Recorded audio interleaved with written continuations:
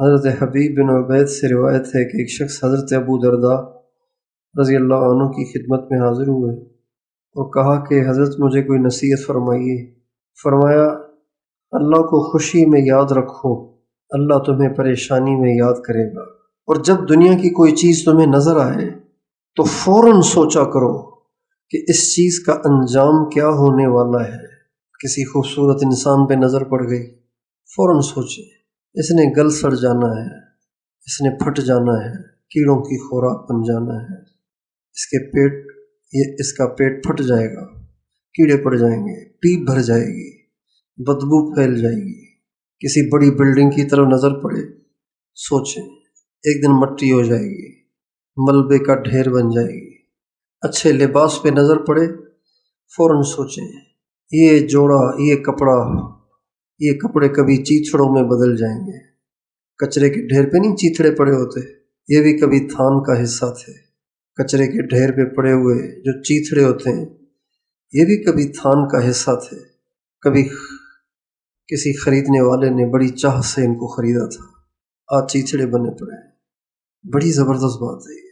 فَإِذَا أَشْرَفْتَ عَلَى شَيْءٍ مِّنَ الدُّنْيَا فَانظُرْ إِلَى مَاذَا يَسِيرُ۔ جب دنیا کی کوئی چیز نظر آئے تو یہ ضرور سوچو کہ اس کا انجام کیا ہونے والا ہے۔ یہ علاج ہے دنیا کی محبت کا، دنیا کی طرف میلان کے مرض کا یہ علاج ہے۔ جس کا خوبصورت چہروں کی طرف دل مائل ہوتا ہے وہ اس کو سوچا کرے، جس کا گاڑیوں کی طرف مائل ہوتا ہے سوچا کرے، جس کا خوبصورت گھروں کی طرف، کپڑوں کی طرف، جوتوں کی طرف، موبائلوں کی طرف، دنیا کی کسی بھی چیز کی طرف دل مائل ہوتا ہے تو یہ سوچیں اس کا انجام ہونے والا ہے۔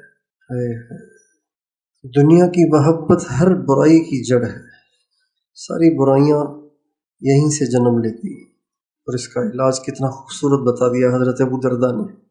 انجام کو سوچیں، خوبصورت انسان پہ نظر پڑ گئی ہے، اب دل مائل ہو رہا ہے، فوراً سوچیں اس کا انجام کیا ہے۔ مر جائے گا، پھول جائے گا، پھٹ جائے گا، کیڑے پڑ جائیں گے، ڈھانچہ رہ جائے گا، بدبو ہی بدبو ہوگی۔ ایک دن آئے گا کہ ڈھانچہ بھی ملیا میٹ ہو جائے گا، مٹی میں مل کے مٹی ہو جائے گا۔ ملے خاک میں اہل شاں کیسے کیسے، زمین کھا گئی آسماں کیسے کیسے، مکیں ہو گئے لا مکاں کیسے کیسے، جگہ جی لگانے کی دنیا نہیں ہے، یہ عبرت کی جا ہے تماشا نہیں ہے۔ دنیا کی چیزوں کی طرف دل کا مائل ہونا یہ بیماری ہے۔ اللہ تعالیٰ اپنے نبی کی پاک بیویوں سے فرماتے ہیں کہ فلا تخضعن بالقول، جب تمہیں کسی غیر مرد سے بامر مجبوری بات کرنا پڑے، کسی غیر مرد سے بات کرنی پڑ جائے تو تم آواز میں لچک مت دکھانا، عورتوں والی لچک پیدا نہ کرنا اپنی آواز میں۔ کیوں؟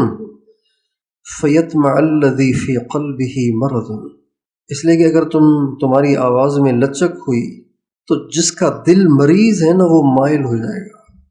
اس کا مطلب ہے کہ مائل ہونا دل کا مرض ہے۔ یہ بات واضح ہو گئی؟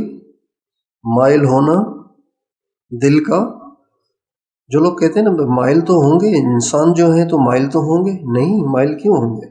مائل نہیں ہونا چاہیے، مائل ہونا مرض ہے۔ اب اس کا علاج کیا ہے؟ حضرت عمر کا قول میں نے سنا دیا، علیکم بذکر اللہ فإنہ شفاء، اللہ کی یاد کو لازم پکڑو۔ علیکم کا لفظ بتا رہا ہے کہ ذکر سے شفا ملے گی، لیکن دو کام ضروری ہیں، اگر یہ دو کام نہیں ہوں گے تو پھر شفا نہیں ملے گی۔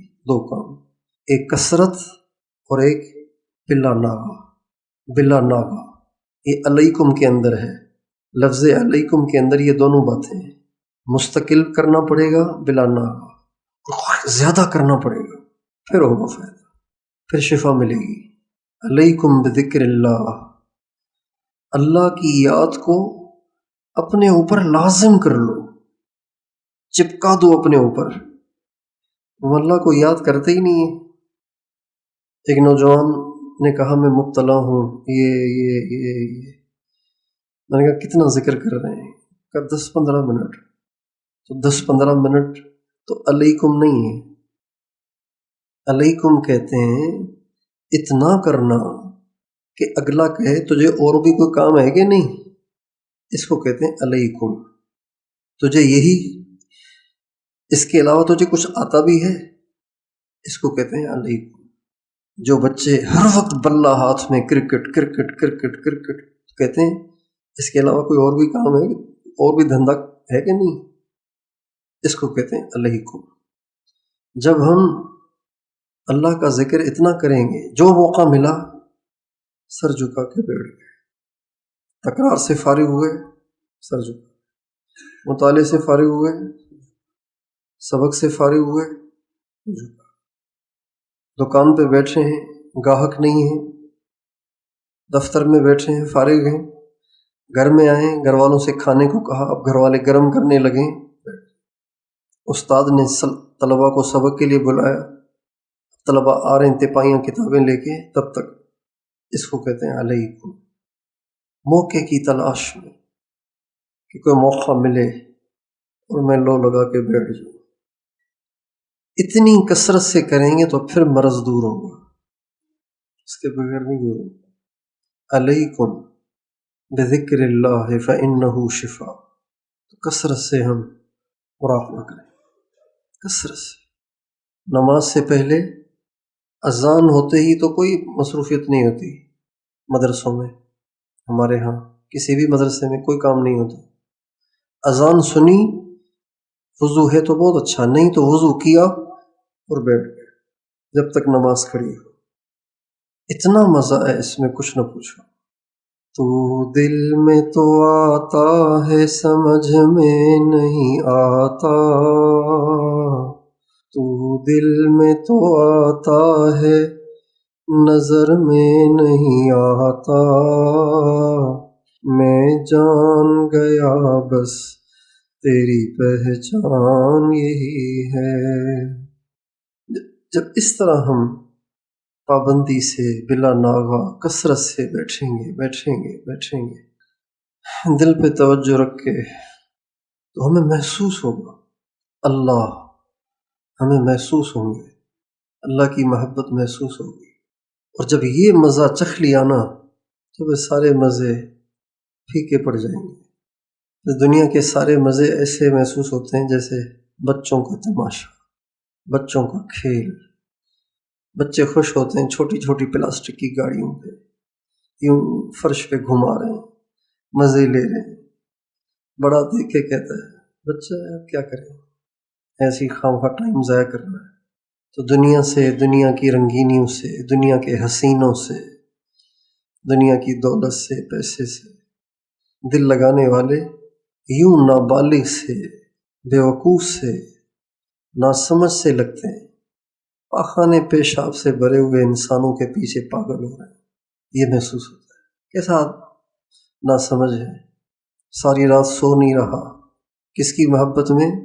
اس کی محبت میں جس کے پیٹ میں ہر وقت پاخانہ بھرا پڑا ہے، مرا جا رہا ہے غم میں. کس کے؟ پیٹ کے. اللہ تعالی ہمیں اپنی یاد کی دھن عطا فرما دے. دھن ہو جیسے آج موبائل کی دھن لگی ہوئی ہے نا، میسج آئے نہ آئے نکال کے چیک کر لیتے ہیں.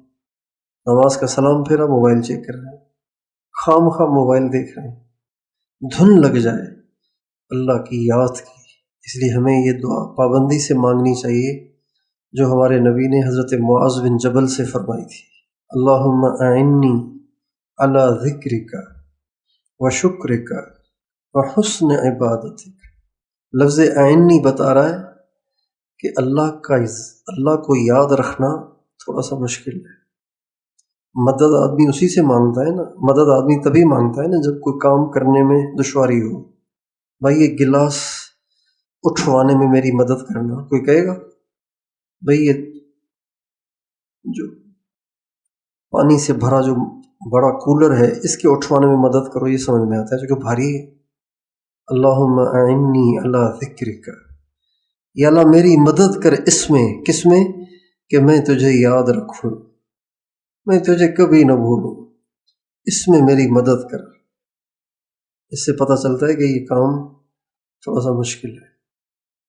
وشکرک، اور میری مدد کر اس میں کہ میں ہر وقت تیرا شکر ادا کروں، ناشکری نہ کروں، وحسن عبادتک، اور اس میں بھی میری مدد کر کہ میں تیری عبادت تیرے دھیان سے کروں۔